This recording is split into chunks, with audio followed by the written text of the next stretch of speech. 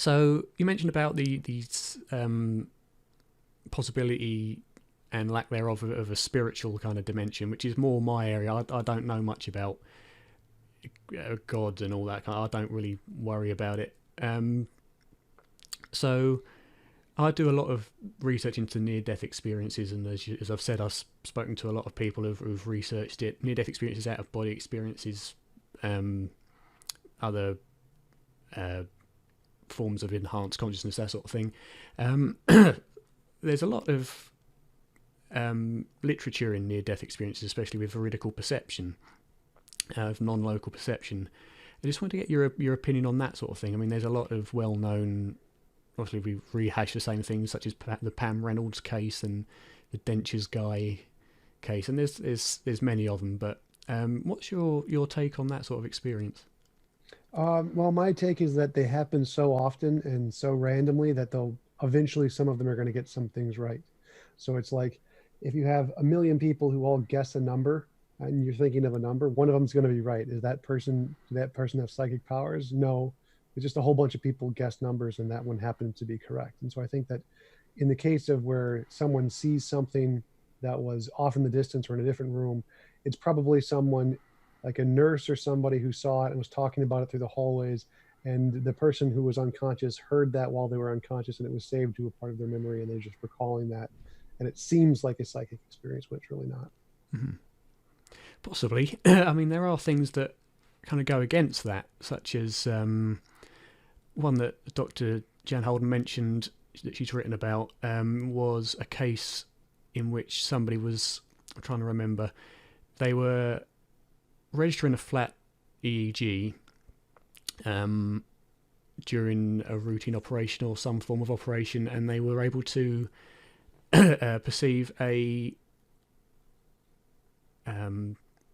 was an amputated leg put into a yellow bag in a theatre elsewhere in the hospital, and they were able to perceive that, which I think happened during the period in which their EEG was flat.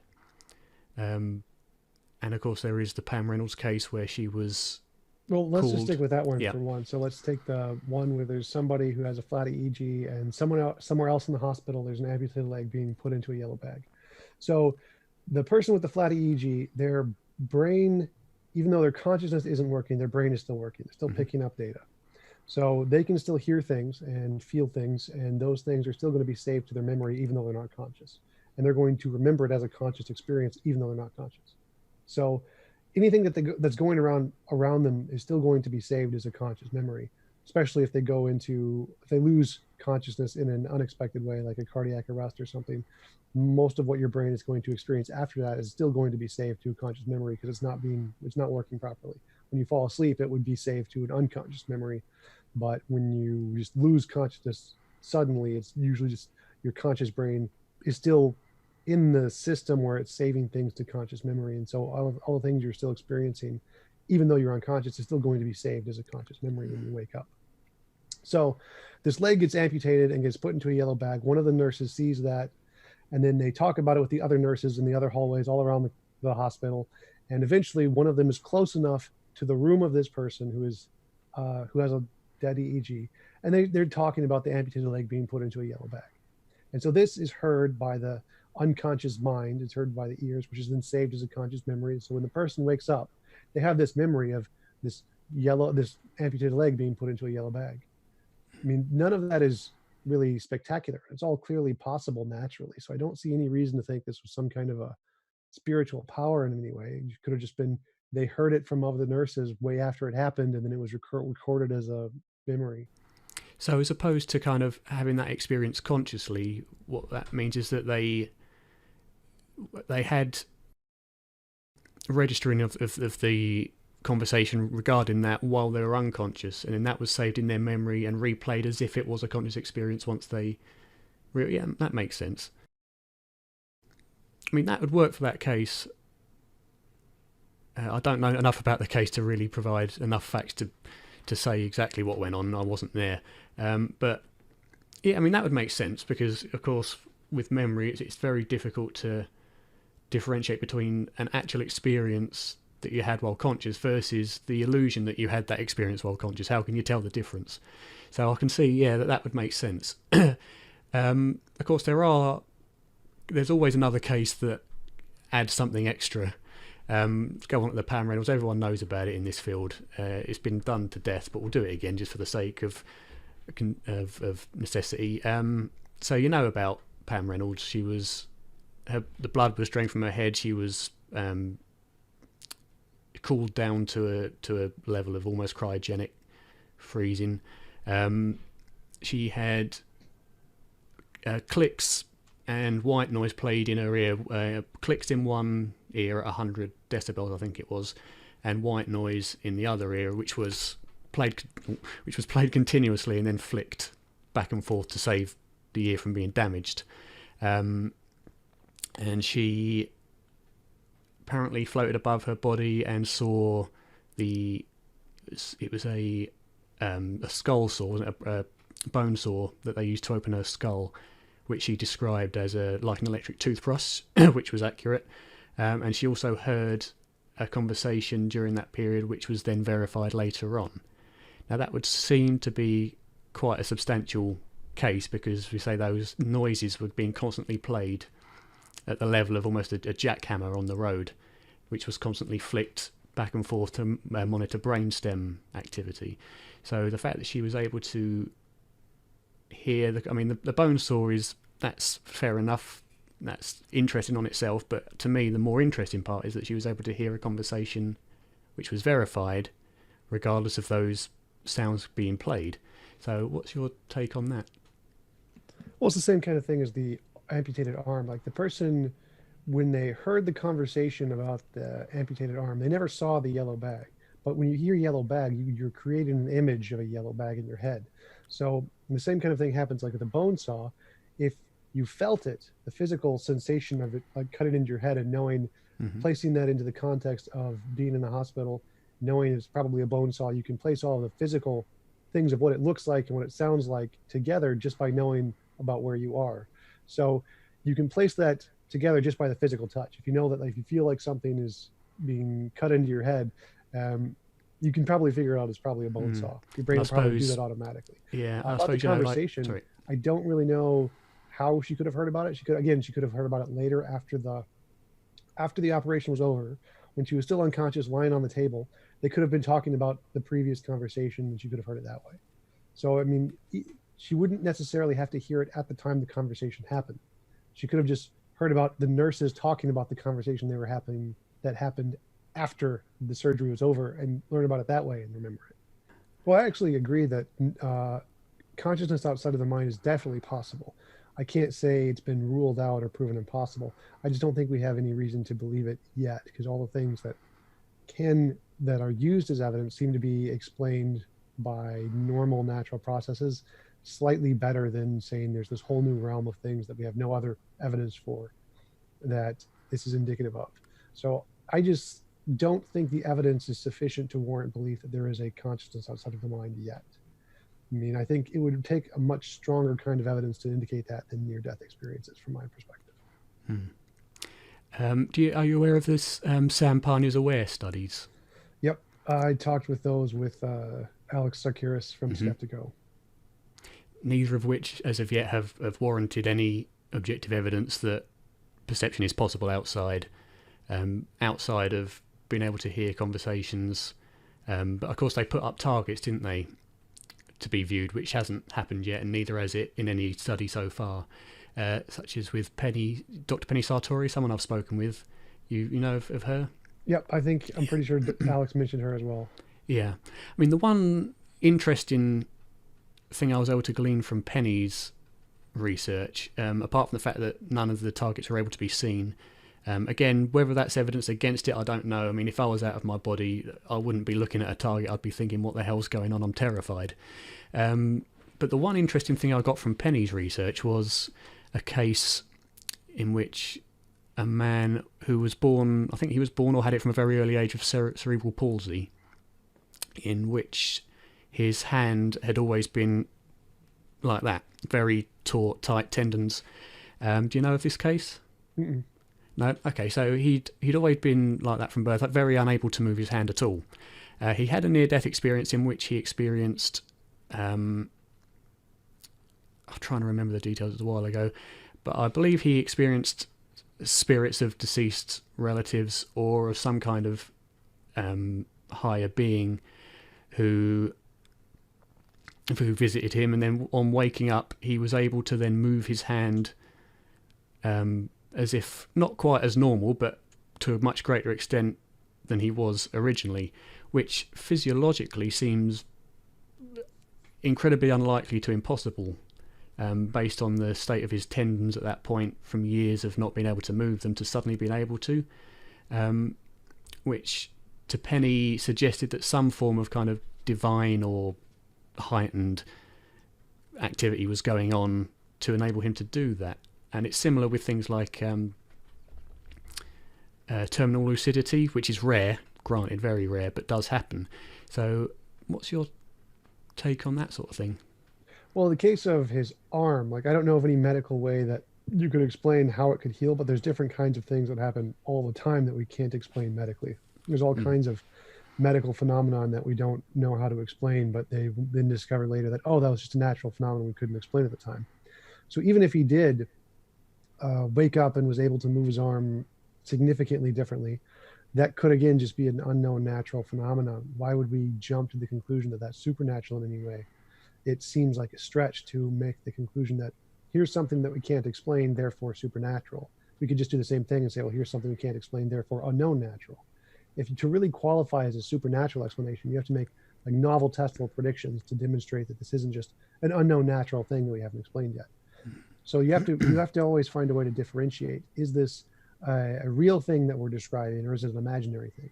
And the best way we have to differentiate is by making future testable predictions. Because if you can say, I have this explanation, and given this explanation, here's something we can expect to see in the future, and then see that, it's a good reason to believe that that explanation is describing something that exists as opposed to something that's just in our imagination. But if you're just looking at a case and trying to reverse engineer an explanation, you can reverse engineer any explanation you want, natural, supernatural, whatever. So that doesn't really qualify as evidence of the supernatural, because again, it's just, here's the thing we can't explain. It could be supernatural, it's a possibility, but it could also just be an unknown natural thing. Mm-hmm. And would you agree with that with the case of terminal lucidity? What is terminal lucidity?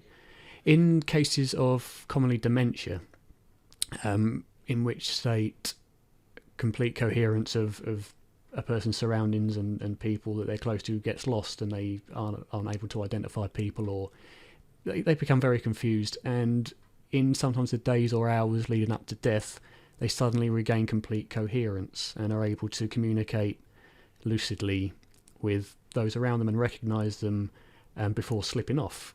And that seems very difficult, again, as you say, to explain by current natural understandings of how the brain works, because of course with dementia the brain is damaged and they're unable to access certain memories and certain functions, and then within the days and hours leading up to death, suddenly they're able to regain that. The only kind of natural explanation I can think of from our current understanding would be that somehow the brain is able to reconstruct those links.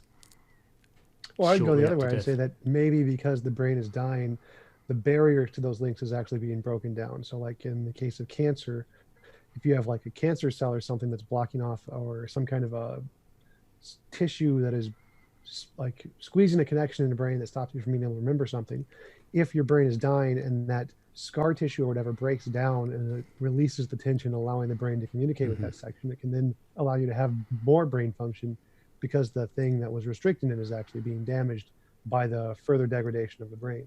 So that would just be the first thing that comes to mind trying to explain it. So I still don't see why, even if it happened, why would we conclude that's the supernatural?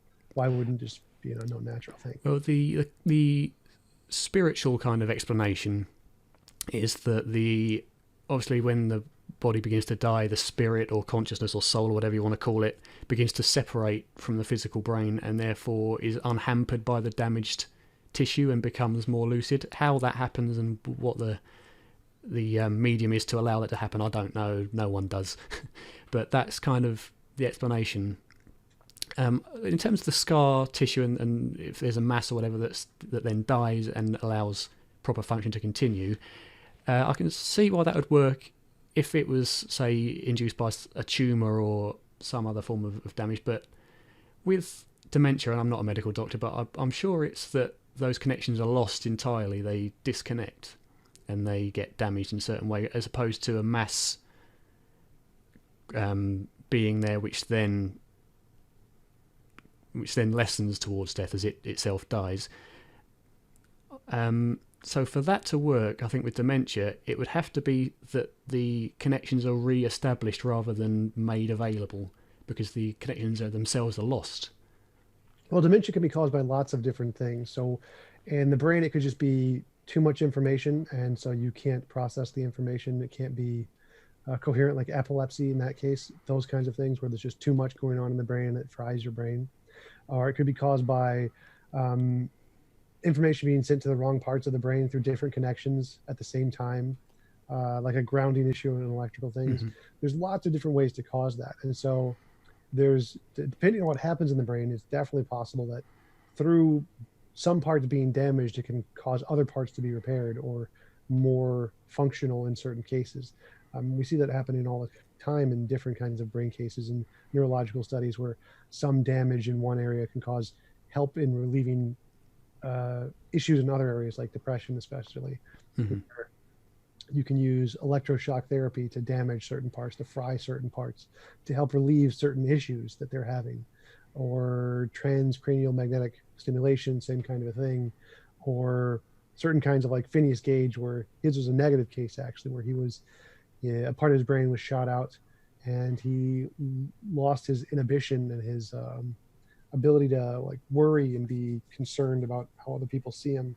So the changes in the brain are pretty diverse in how every different disease can be caused, like dementia. So it's not just caused by only the connections being lost. That's definitely one way to cause it, but there's lots of other ways to cause it too. And depending on how it was caused, the effects of having brain degradation may or may not have positive or negative impacts in different areas.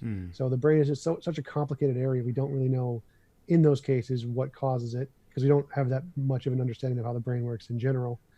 And so having natural explanations of what could cause a sudden revitalization of memories and things is definitely a possibility that we see in lots of cases in other medical instances all the time. So I don't see why this would be somehow especially indicative of the supernatural. Okay, yeah, because as I say, I'm not a doctor. I don't know how dementia works. I can only go off what I've read, which is always all the articles you read about it is when they're mentioning that it's getting damaged. So if there are other causes such as that, then yeah, that's definitely a plausible explanation. I mean, this is only things I've read, so I don't know how accurate they are, but there are cases in which someone was able to have an out-of-body experience. And do you know about Robert Monroe?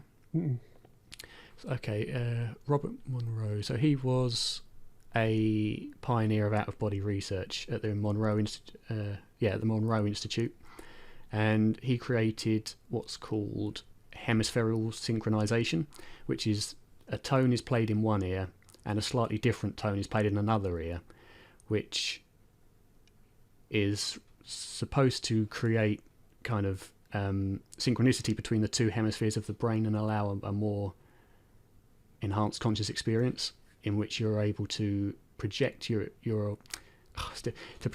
experience outside of the brain and into higher dimensions. And he's reported in several of his books that he was able to leave his body, go to a remote location, sometimes cross country around the world, and verify with friends or family who he visited in other locations to see what they were doing at that time, and was able to in fact cause very minor harm to them, like he'd pinch them and cause a bit of a bruise, which was then later verified at the time that he was doing it. Again, this is just kind of what he's written in his books. There's no way to really validate it, but what would kind of you say about that sort of thing if that is the case? Well, if you could make testable predictions and do this for anybody and just put on a helmet and get them to see what someone else is doing across the world, that would be great evidence. I would accept that for sure. Family members, I would say not as much. It's less Yeah. trustworthy at that point Yeah. because they're family members, so they could just do the pinching themselves. But more importantly, like if you imagine a family member, like I can imagine what my grandmother might be doing right now just by thinking about it because I know my grandmother. And so I know she's probably on her computer doing something. That's not like a special gift because I know my relatives. It would be more impressive. It would be better evidence to be able to see what someone you have no idea what they're doing is, or no one you've never met what they're doing. Like if you can do it in a controlled experiment in that way and do it repeatedly, that's good evidence. Mm-hmm. That I would accept as good evidence of whatever it is you're claiming is happening. So if you can make a prediction and say, I believe there is this thing, this soul or whatever, and if there is this soul, we can use this kind of a methodology with the headset and the sounds to be able to project ourselves and look at the other side of the world and make predictions, and we can do it repeatedly. That's great evidence. That would definitely work. But I don't really trust his account of his book. I don't really trust the fact that it's just his family.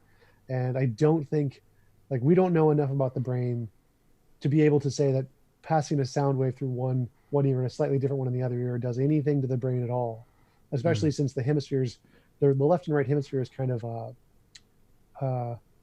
shorthand in neurology. It's not an actual thing where the left side does this only one thing and the right side only does this one thing. The brain is a system that works together, and there isn't like a segment that just does this one thing. So I don't think that based off our understanding with the brain that's even possible right now. But if he was able to make testable predictions that could be applied and tested by anybody else and get the same results, that's great evidence. I would accept it. Mm-hmm. I know he did undertake several self-studies with himself as the subject. He's written about it. I read them a long time ago, so I can't really give you the details of that, but anyone could find it online, I'm sure. So you won't go into that because I don't have enough knowledge to really put up a case for it. Except that it is very interesting reading if you're ever interested in that sort of thing. Okay, mediumship. It's an interesting one, which is, of course, a phenomena of... The ship in between a small ship and a big ship, a medium ship? Yeah, which is the case of people able to receive communications from spirits or deceased persons. I've had a couple of experiences with mediums. A couple were good. In terms of they were able to get information which I wouldn't have assumed by any form of cold reading or hot reading. I mean, I didn't give any names or anything away, so they couldn't have hot read me anyway. But through various trickery, you would think it's very unlikely that they'd get this personal information. But then I've had others as well, which were, I see your grandmother, she's got knobbly knees, she likes to bake. Yeah, I mean, that's 90% of grandmothers on the planet.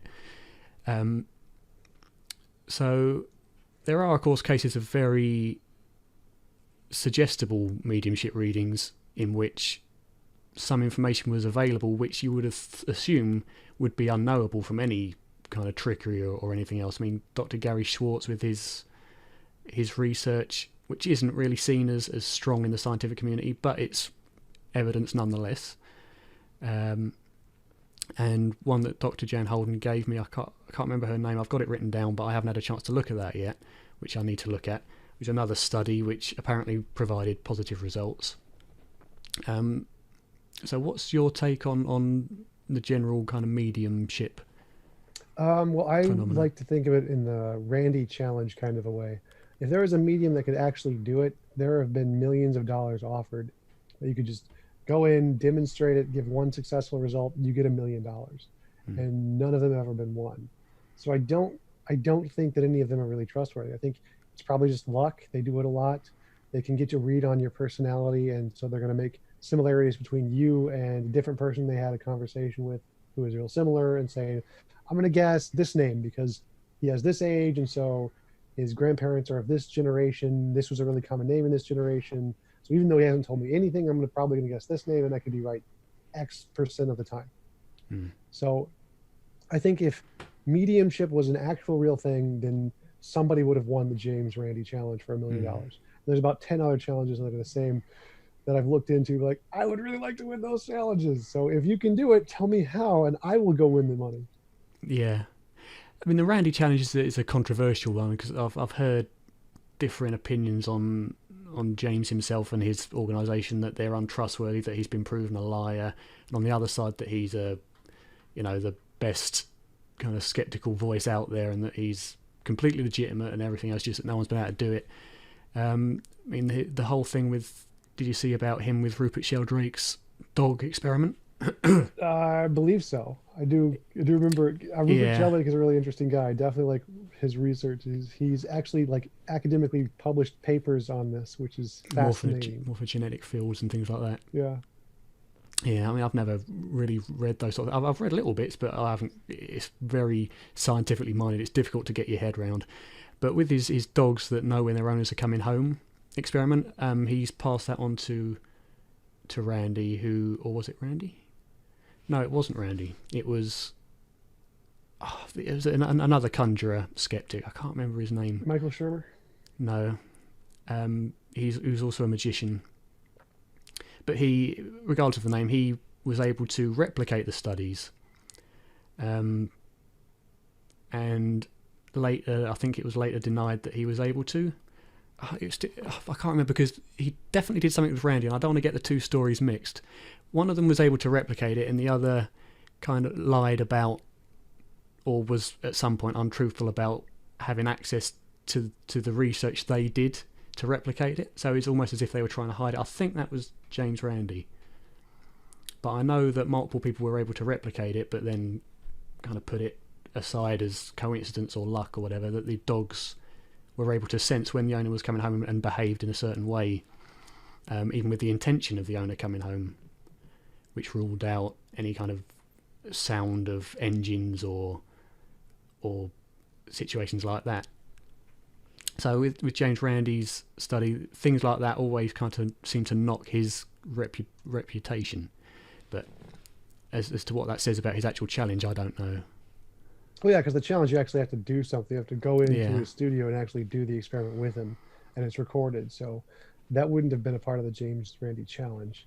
I don't know about the specific case of the dogs, but if it's definitely repeatable, anybody should be able to repeat it and do it over and over again. And if you can get enough scientific support behind it, of people repeating it and doing it all around the world, getting the same result, then it would be mainstream science. So my hunch is that it's probably just the random thing. Like, the reason it's discounted is probably because it's random. Like, if it could actually be repeated over and over and over again anywhere in the world, people would actually doing that, then that would be mainstream science. Yeah, and that's something that I always wonder about. These claims that people make on the spiritual side. Sorry, I'm just trying to look up what the other guy was called, because it's getting on my nerves. No, not James Randi. I know him. It's the other one. It's all James Randi. It's the other guy.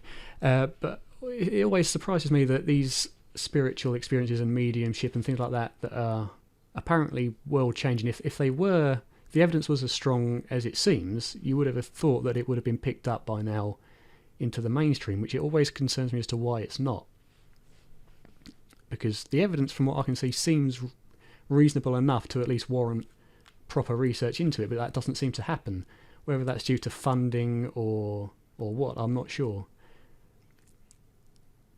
I mean, I know a guy that's very respected in this sort of thing is Dr. Peter Fenwick, in The Death and the Dying, and his experiences with it. He's side authored many studies on it with Penny Sartorian. He was involved with the Aware study, I think, or other studies by as soon as I start talking about, I forget their names.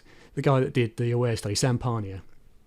And he's done a lot of studies, and he's concluded as a result that there is something more that we don't understand yet, as to whether that's God or souls or whatever, or an extension of naturalist. But he's more inclined to assume that there is something going on based on his research and his interpretation of the evidence. Well, I'm pretty sure every scientist agrees with him on that. There's always stuff we have no idea about, and most of the universe we have no idea about, and most of the brain, like biology and neurology, are the two fields in science that are the least understood because they're the most complicated. So everyone's going to agree with him that there's definitely stuff going on that we don't understand. But the question is you can't just go from here's something we don't understand to here's an explanation for it, which is beyond anything we have evidence for. We're going to add a whole new category of stuff here. We're going to say that stuff is the explanation for this unknown thing. It's kind of like the Neil deGrasse Tyson quote. Someone says, "Oh, look, a UFO, unidentified flying object. It must be aliens." Mm. Well, if it's unidentified, you can't then identify it as aliens. As That's a aliens, contradiction. yeah, So yeah. the same thing applies to these cases of course, there's lots of stuff we don't understand, but they're going beyond that and saying, here's something we don't understand, therefore the supernatural. And that's kind of the contradiction of why most of this research isn't really well accepted. We can grant there's something we don't understand, but to be able to explain it and say what it is, you need to be able to make testable future predictions and say, given this hypothesis, we can predict the X, Y, and Z, and then do this experiment and get these results. And then that'll show that this is a good reason to believe that this is the explanation rather than just showing, here's something we can't understand. I think it's difficult to get that kind of empirical evidence with this kind of area because it's a very subjective experience as opposed to something that's empirically verifiable. Apart from the cases, as we say, that where people have been able to verify things externally from their body, which, as you said, could be due to unconscious memory storage, producing that illusion of consciousness. And it's all very subjective. So outside of people's anecdotes of it, there's very little to study, unfortunately. Well, exactly. That's kind of the thing about science, is that the first step to science is we need some way to differentiate, is this whatever we're studying, is this an imaginary thing, or is this something that's a part of the world? And the point of science is to say, here is a methodology we can use that can effectively demonstrate this is definitely something in the world and not just something in our imagination. But if all the evidence you have is just subjective and you don't have this kind of a methodology that can differentiate, well, then we don't have any reason to believe it's not just imaginary for whatever it is. And so there's lots and lots of fields like religious apologetics and near-death experiences and homeopathy and all these kinds of things, which only have these subjective experience kind of evidence. And whenever we try to apply it to empirical testing or methodology, people always say, "Oh, this is more of a subjective thing. You can't really test it in that way." Well, then why do we have any reason to believe it's not imaginary? And the answer is well, no, unless you can provide a different methodology that can differentiate between the imaginary and what's real. Then we have to use the one that we have. And if it doesn't work to differentiate, then we have no reason to believe it's not just imaginary yet. But of course, over time, we may develop some kind of system that allows us to do that. But as of yet, what you're saying is there's no real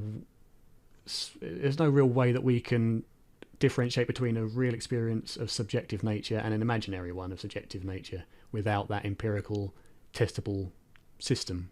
Yeah, for now. So if you want to say that there is like a supernatural out there, then you would need to come up with a methodology that works kind of like science does, that can differentiate between the imaginary and the real. It doesn't have to be science. It could be anything you want. If it works, it works. But until you have that way, well, then anything that we're dealing with could just be an imaginary thing. So you have to have some methodology to differentiate. Is this imaginary or is this real? Sorry, I keep getting bloody hair in me. I need a haircut. I was going to make a point and I've completely forgotten what it was.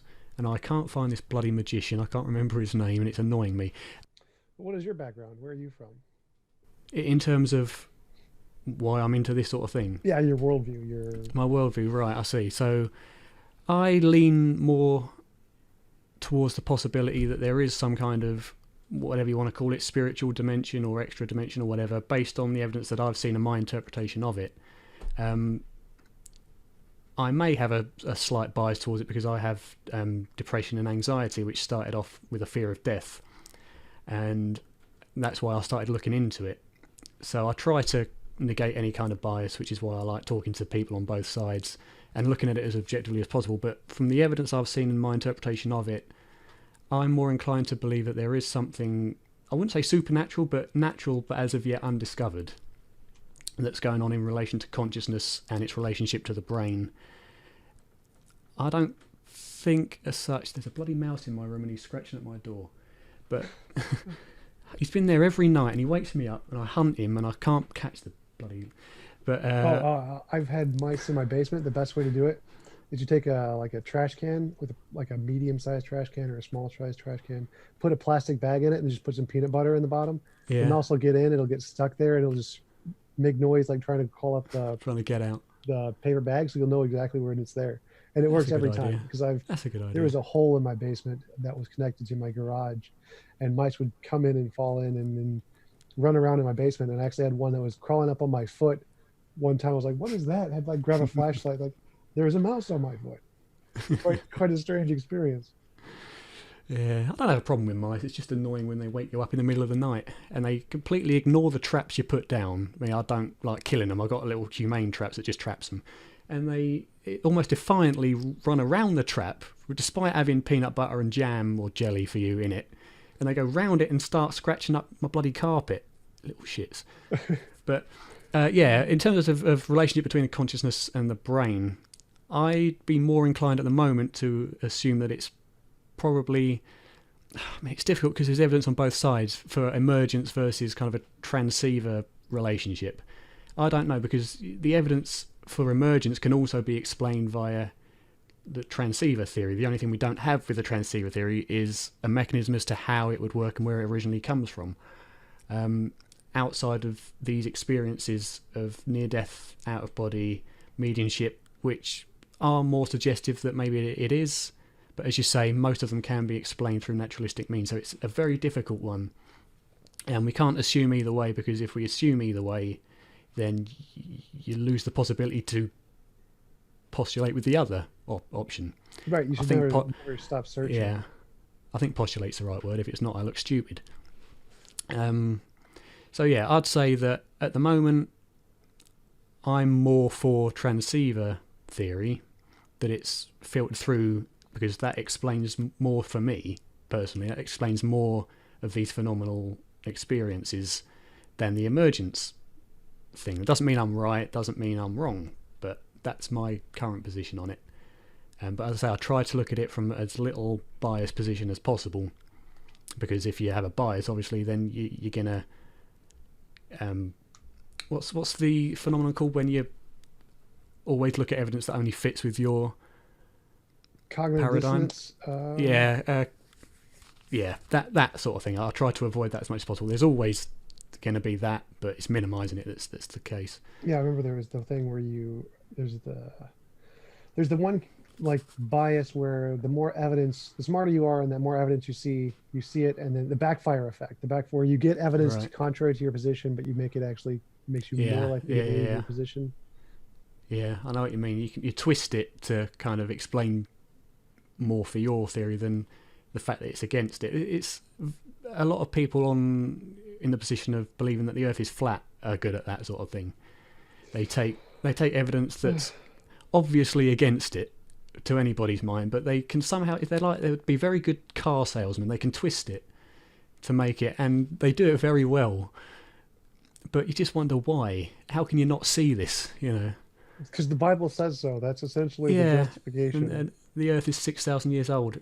That's not possible. I mean, it's possible, but it's incredibly unlikely. Right. We could all be in the Matrix. It's just the whole world was created 5 minutes ago. Yeah, that's right. I mean, talking about that sort of thing, the Matrix and holographic universe theory, that's an interesting one. Because at the core, you can understand and kind of agree with what it's saying, that the universe is essentially just a projection of data that we receive and perceive through our senses.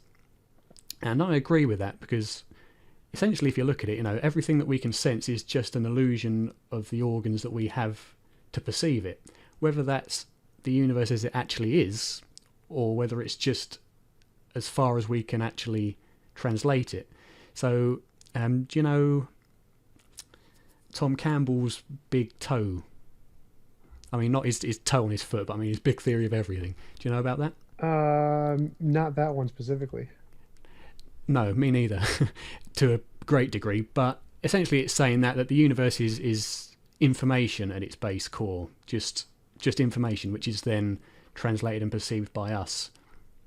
And he's on the same kind of side as me, in that he interprets the evidence to suggest that there are different levels of perception, different levels of, I suppose, different dimensions of life, which is based on the core information of the universe and different vehicles that is used to perceive. I don't want to misquote him, because again, it's not something I've read completely, but this is what I can gather from what I have seen. And that's all going into things like the etheric bodies and the subtle bodies and all that sort of thing. I mean, do you know about that idea?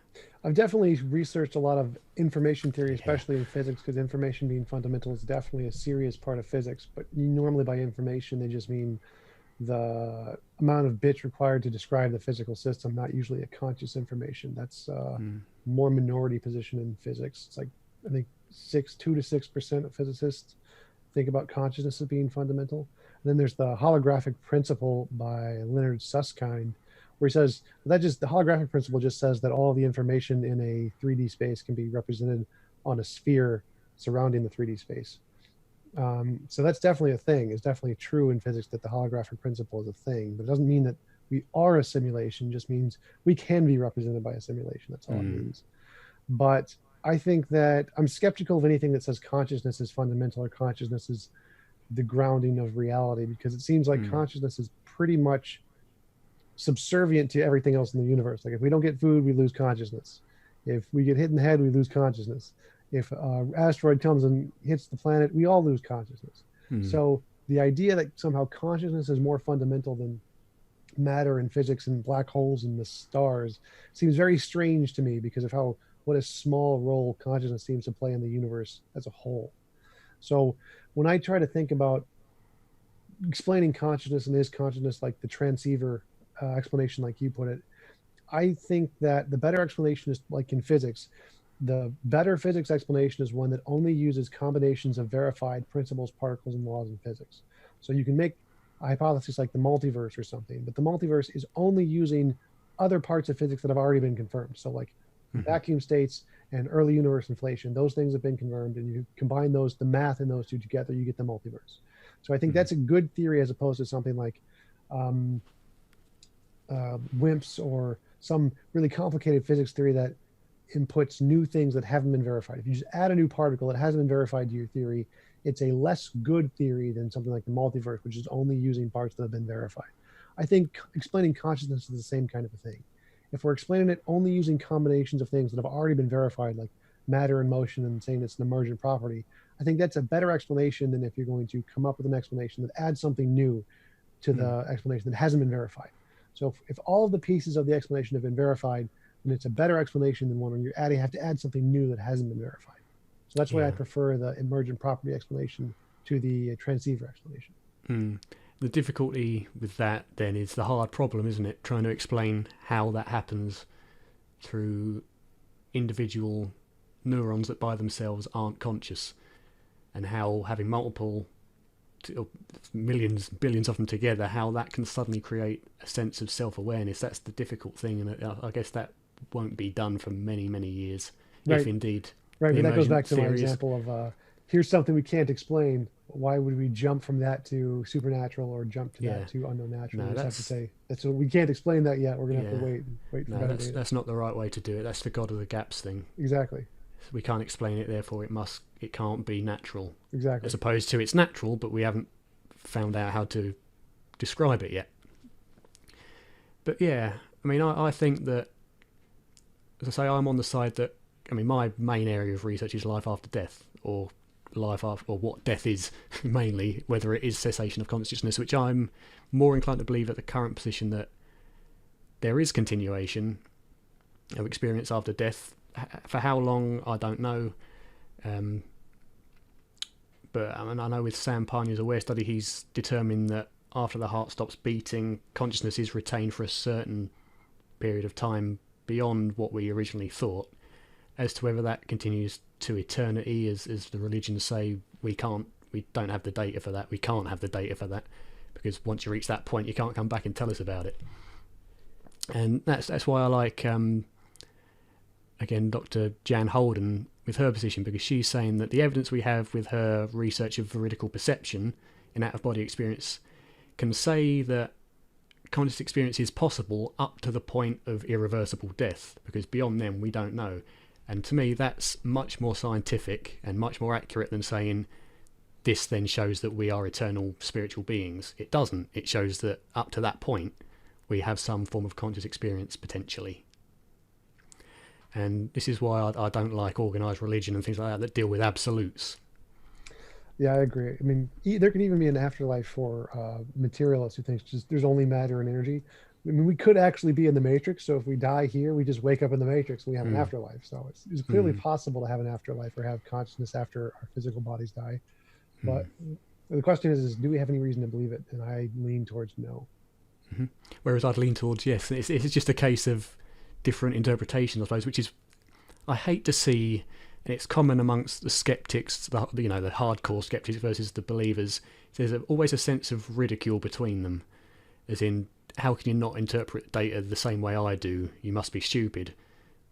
But it's just a case of that, interpreting the data in different ways. And you need to do that to kind of enhance any scientific understanding, I think. To challenge each other. Oh, right, absolutely. I think my favorite quote from John Stuart Mill, he's one of my favorite authors, is that if any commonly held idea, we have to come up with, I forget the quote, I used to had the whole like paragraph memorized, but it's, if any commonly held truth, we have to come up with ideas and arguments against it to try and improve the idea. Because if we just grant it for certain and we don't challenge it with the best possible devil's advocate arguments, we can never grow or learn. So it doesn't matter like how well supported it is, we should still come up with arguments against it to try and find a way to challenge every idea we have. Yeah, a good example is Alex from Skeptico. I mean, I like his show, but I think the way he deals with the skeptics isn't the way I do it. Kind of, he seems very solidly set on his position, and anything you say against it, he argues with, which is good, but he seems to do it somewhat unnecessarily aggressively, rather than kind of taking it on board, saying, yeah, I agree with what you say, I'm going to go back and look at it. Because, what I've heard you say is completely plausible, and I agree. But that doesn't mean that it's necessarily true. It's just something that warrants looking into more.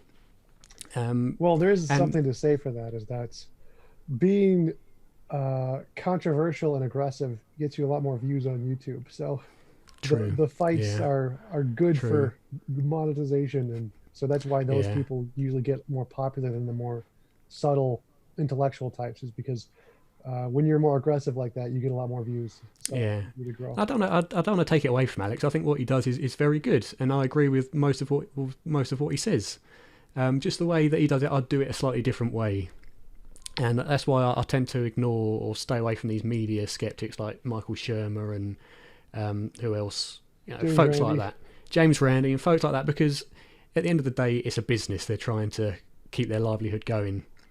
I prefer to look at the people that are more under the radar and actually doing studies into this sort of thing and take their word for it, rather than those that are running blogs and all that with millions and millions of views. And you can always tell the followers because as soon as somebody says something against them, they're in on your neck. You fucking idiot, blah, blah, blah, blah.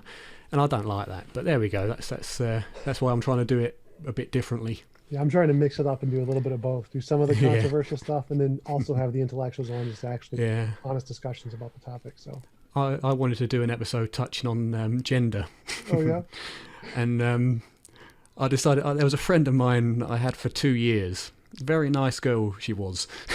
And then I happened to mention that I thought it was a bit daft that a doctor in some hospital was recommending that males get implanted with wombs so that they can give birth if they identify as female. And I said, that seems a bit ridiculous. And it started this whole thing of gender and are you male, are you female, what do you identify as? And I ended up being called every name under the sun and blocked after 2 years of friendship. So I thought, I'm not going to touch that. It's not worth it. Good idea, yeah. Some delicate topics, especially in the YouTube community, that there is usually not a good idea to touch those. No, it's a shame because you can't risk touching these things, but then you can't learn about them. Exactly. Which is a shame.